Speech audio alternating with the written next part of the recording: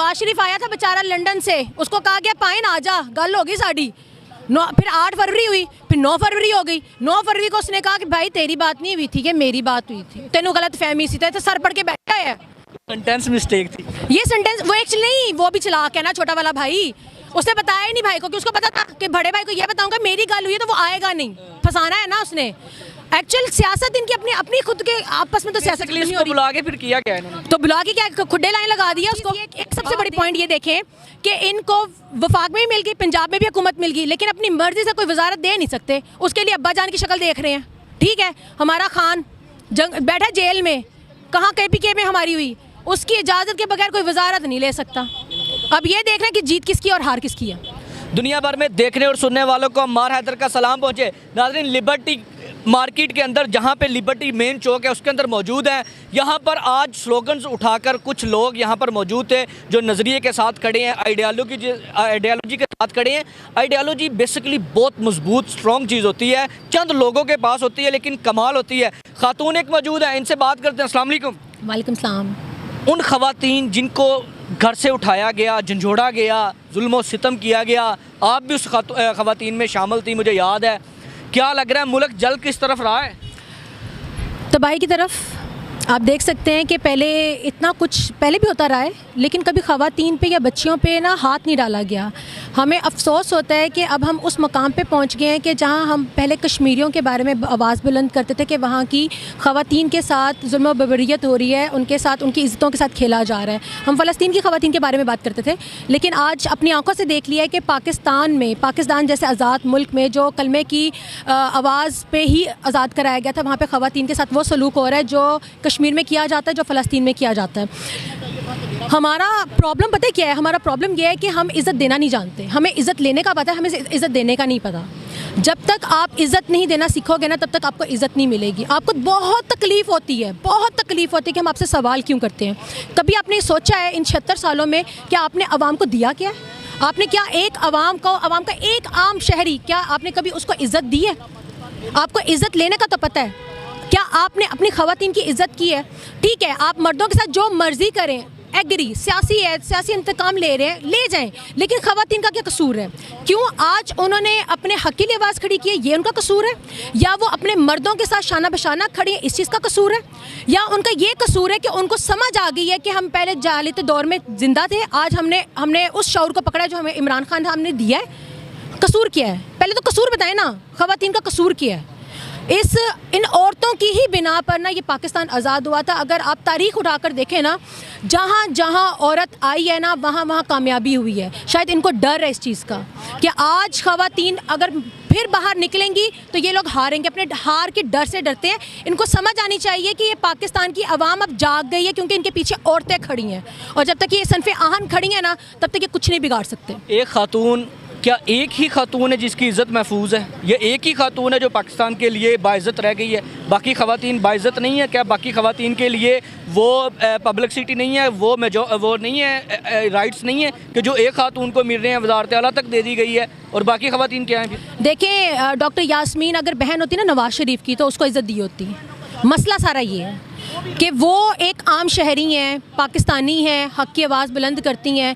अब हर कोई मरियम जैसा क्रेडिट तो नहीं रखता ना कि वो नवाज शरीफ की, भगोड़े की, गद्दार की बेटी है। इस मुल्क में मुहिब्बुल वतन होना सज़ा है। इस मुल्क में चोर और गद्दार होना बहुत जुर्रत की बात है। आप आज चोरी करें, आज आप गद्दारी करें, ये सारे आपको सर मत्थे बैठाएंगे।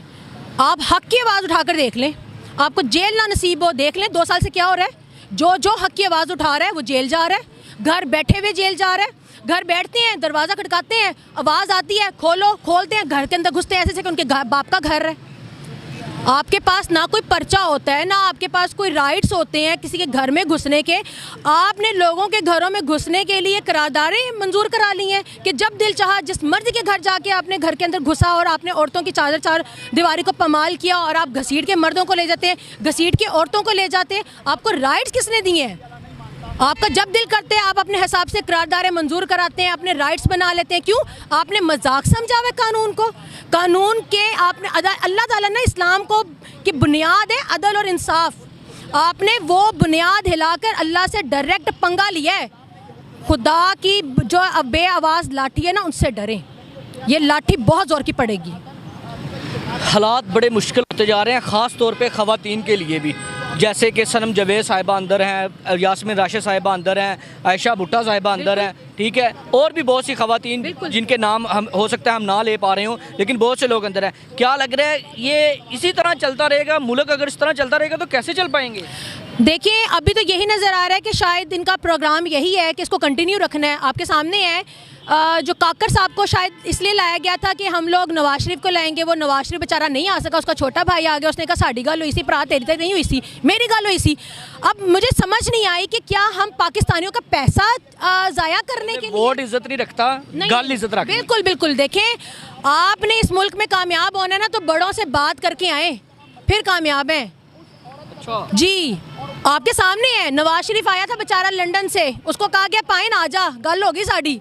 फिर 8 फरवरी हुई, फिर 9 फरवरी हो गई। 9 फरवरी को उसने कहा कि भाई तेरी बात नहीं हुई थी कि मेरी बात हुई थी, तेनों गलत फहमी सी, तो सर पढ़ के बैठा है। सेंटेंस मिस्टेक थी ये सेंटेंस, वो एक्चुअली नहीं, वो भी चलाक है ना छोटा वाला भाई, उसने बताया ही नहीं भाई को, कि उसको पता था कि बड़े भाई को ये बताऊंगा मेरी गल हुई है तो वो आएगा नहीं, फंसाना है ना उसने।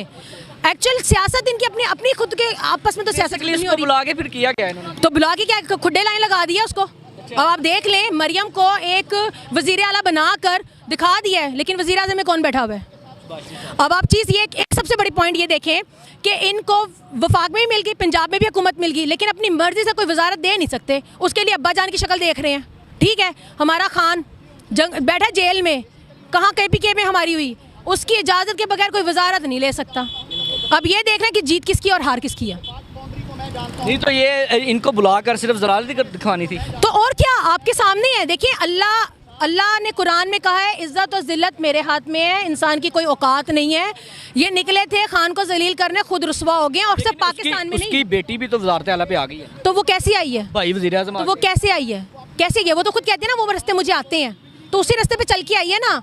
अगर देखें, जिस औरत ने आज तक काउंसलर का इलेक्शन नहीं लड़ा, वो डायरेक्ट वजीर आला बन गई है, तो आप खुद सोच लें कि वो कैसे आती है, जबकि वो खुद ऑन एयर कह चुकी है मुझे सारे रास्ते पता तो अज़मा बुखारी ने भी कहा था जब वो पीपल पार्टी में थी कि मरियम साहिबा तो काउंसिल का इलेक्शन नहीं लड़ सकती। तो यही तो सही। देखें, आप दूसरी पार्टी में होकर भी सच बोल देते हैं, तो शुक्र है कि उनको ख्याल आ जाता है कि सच बोलने का भी। आजकल तो वो सच बोल रही हैं। वो टिशू पेपर है बेचारी, कल को यूज़ होगी, फिर फेंक देंगे, फिर रोती हुई आ जाएगी, उसकी आदत है, उसको छोड़ें आप।